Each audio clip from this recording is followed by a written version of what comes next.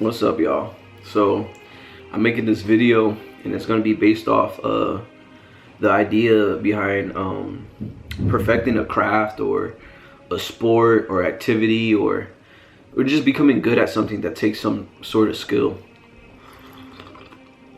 And the reason why I want to touch on that is because you have to understand what happens when you start to become an expert at something. It can even be as simple as a video game, right? When you try to become real tactful, real skilled at an art form, and whatever that art form may be, something happens. You start to develop something called habits. And once you develop habits, that transforms into unconscious things, unconscious movements, unconscious ways of being, stuff that you don't even need to think about when prior to understanding that skill set, whatever that skill set may be at a high level, you're thinking about how to do it. So you're consciously putting effort into trying to perfect something, and that takes skills. That takes the power of concentration, the power of awareness. And one thing I notice with people that play sports and that are very skilled and they, get to a certain level, is if they're aware of it or not, they understand the importance of detail, right? And majority of them, when they get to that level and say they're naturally good at it, it's a little different versus someone that's not natural and works hard to become, I guess you would call, supernatural. And that person right there starts to develop something.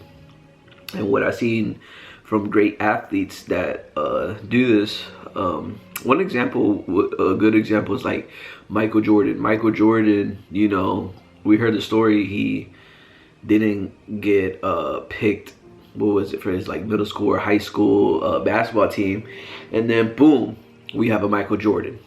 So he wasn't naturally gifted in the star basketball player, but at one point he understood the idea of practice. And what happens here is you start to train your mind. Well, what's so important about training your mind, right? What's so important about it is that you become sharp.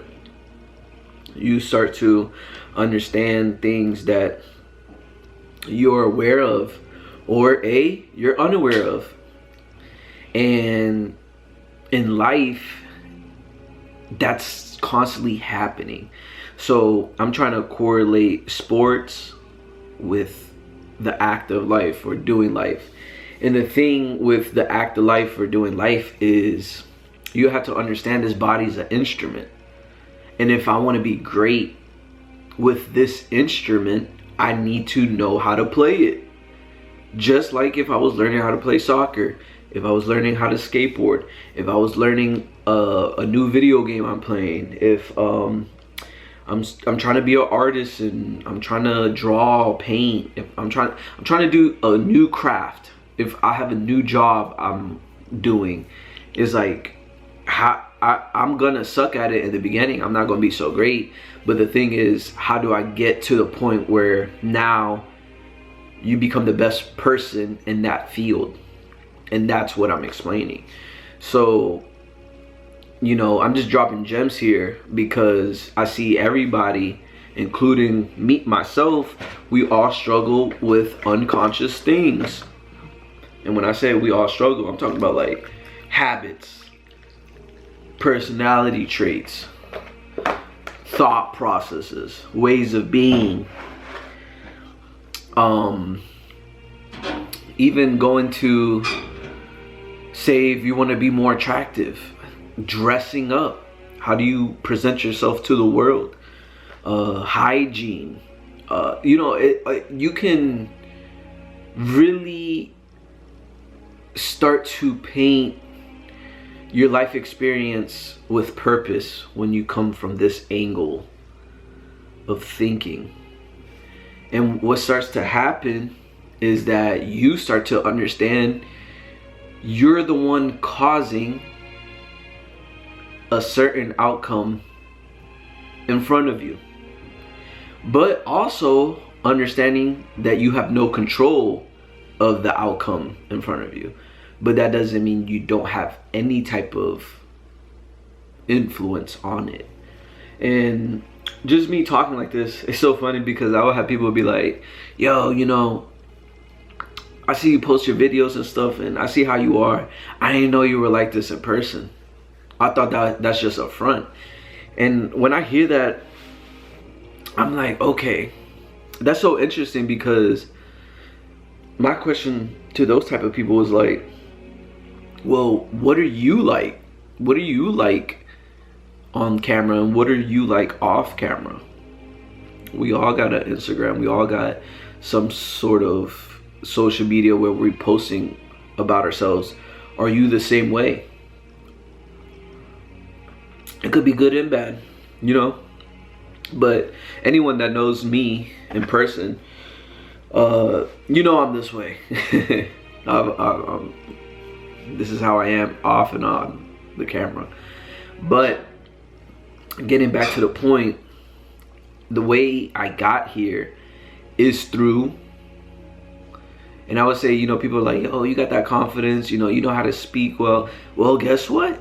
I had to train this instrument, and the way I train the instrument is I focus on certain parts of the instrument.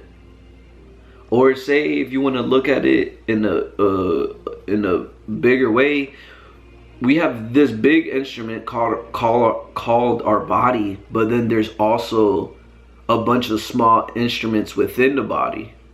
And it's like imagine a big orchestra just playing right now, and then there's parts of us that are the flutes, the drums, all sorts of instruments. And I'm saying that when you become good at one aspect of yourself, you should try to become good at other aspects of yourself. And the list can go on. There's nothing but pure working on yourself while you're still alive. And all it takes is effort.